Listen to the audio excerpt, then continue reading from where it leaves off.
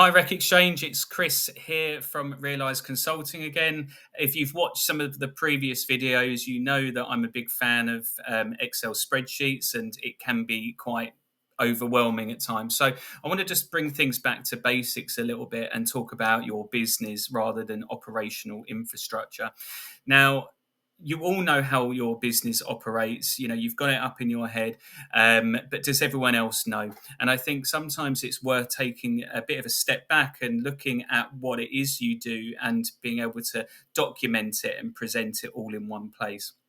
Now, a document like this can be something which is very, very versatile. It can be used during your interview process, for example, for you to sort of support your mission statement or your strategy with potential new starters.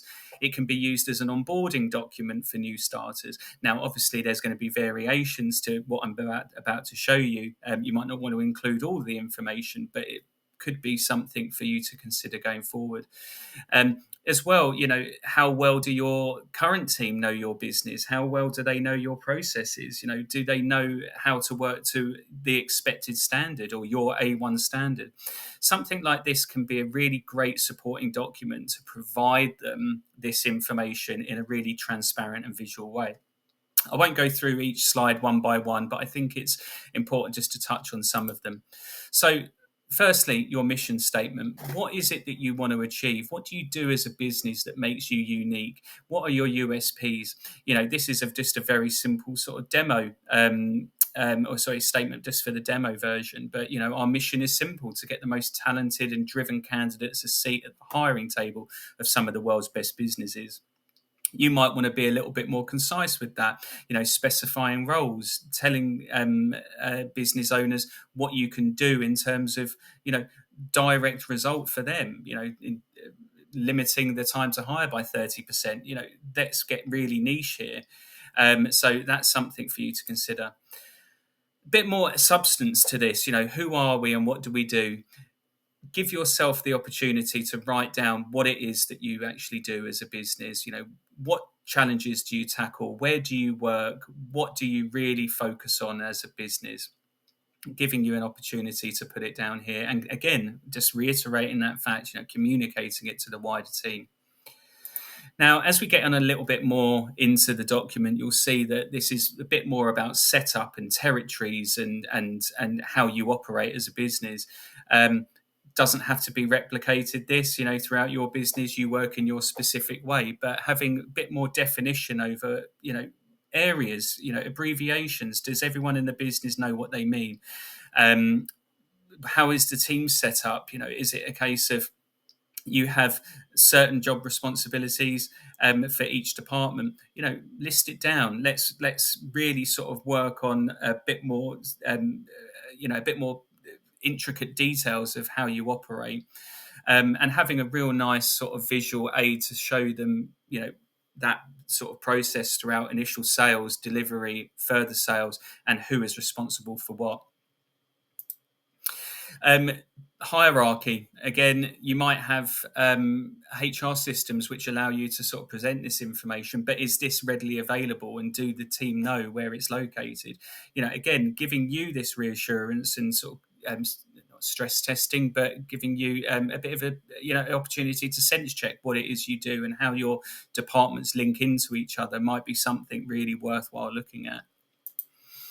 It's sort of gone out of format here, but you can see again, this is a bit more. This is less about hierarchy. This is more about individuals in the business and what they focus on. Again, giving everyone in the business a bit more transparency over your network of team members. Something like job referral process, I think, is really, really helpful, especially if you've got a split of, account managers or sales leads and then delivery.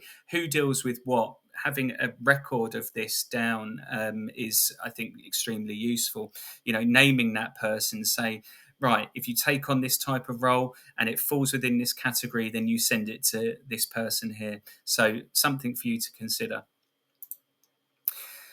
Getting into a little bit more detail about your technology, I think, again, it's really, really useful. You might use 10, 20 different apps, some of them free, some of them paid for. Does your team and do you know exactly what is being used at what time and what it's for? So, giving a bit more of an overview and transparency around this, I think, is really, really nice way of uh, feeding back to the team. What do you use in terms of devices? What do you use as your reference of communication? You use Outlook, Teams, WebEx maybe. Your productivity suite. What do the team have access to? They got a Google account. Do they use Loom? Do you encourage the use of Calendly, Employment Hero, Fathom? All of these things. Listing down what tech support you have available, the ATS system that you use, business development tools, things like that. And then we get a little bit more into process mapping. And I think process mapping is a really great way of, again, articulating how a business or how your team should work with the technology that's available. Now, this is, again, just an example of how a business might want to work, and you want to try and keep it as high level as possible in order to make it not so intense when you're trying to articulate it. Now, as we know, there are sort of a number of different factors within these steps that might need to be considered, but at least this gives an overarching view. Next, we're looking at job boards and candidate applications. How does it actually work? What do you encourage in terms of posting? Do you want to post all your jobs to Indeed? Do you want to post all of your jobs to Reed or LinkedIn? No, you only might want a certain selection of them. You might want lower level roles onto Indeed and more enterprise level roles onto LinkedIn. Give yourself the opportunity to communicate that to the wider team to control spend. So I hope that's a really sort of useful overview of how a sort of company profile document might really help you just establish some clarity and communicate that clarity across the business. I hope that makes sense. Let me know if you have any questions. Cheers.